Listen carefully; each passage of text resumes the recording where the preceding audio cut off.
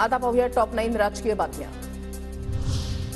जो कुटुंब सांभाळू शकला नाही तो महाराष्ट्र काय सांभाळणार? टीव्ही 9च्या महामुलाखतीमध्ये मोदींची पवारांवर टीका। तर मोदींनी कोणतं कुटुंब सांभाळलं? मोदींची कौटुंबिक पार्श्वभूमी चिंताजनक। शरद पवारांचा मोदींवर पलटवार। शकत नाही तो महाराष्ट्राला काय सांभाळणार असं थेट मोदी मुलाखतीमध्ये म्हणाले। असं की मला म्हणता त्याच्यामध्ये की त्यांनी कुठून सांभाळलं।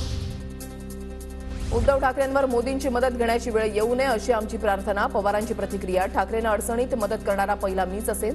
टीव्ही 9च्या महामुलाखतीमध्ये मोदींचं वक्तव्य।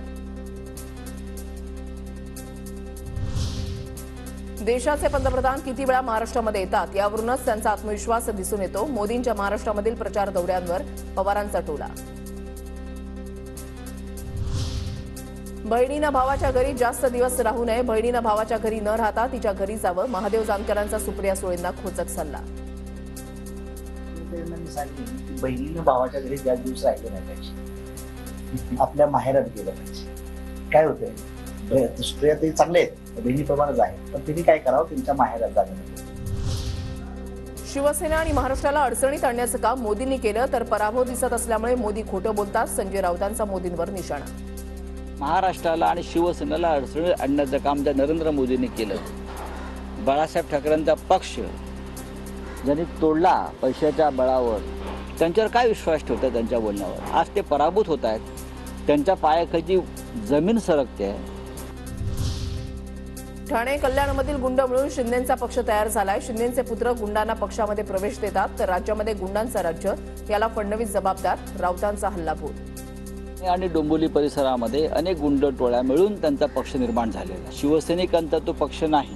गुन्हेगारीचे आरोप असलेल्या पोलिसांना सोडायचं आणि त्यांचा वापर या राजकारणासाठी करून घ्यायचा।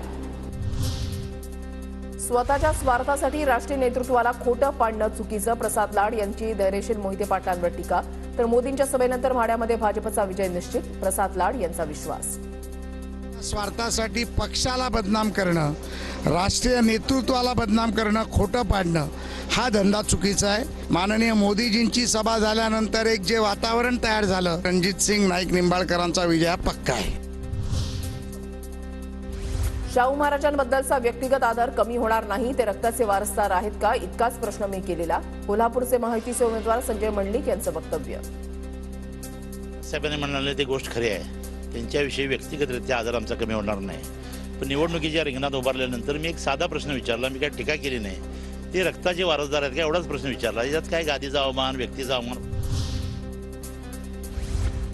पुढच्या टर्मलाही शिंदेच मुख्यमंत्री म्हणून नेतृत्व करतील, तानाजी सावंतांना खात्री। तर मोदींनी 100% शब्द पाळला। 116 आमदार असतानाही शिंदेंना सीएम केलं। तानाजी सावंतांचं वक्तव्य। भाजपचे 105 ते आणि अपक्ष हे धरून 115 116 आमदार आहेत। आमचे 40 आणि आमच्या बरोबर असलेले 10। एक कडवट शिवसैनिक हा माझ्या बरोबर आहे आणि शिवसैनिक नकली शिवसेनेबरोबर आहे।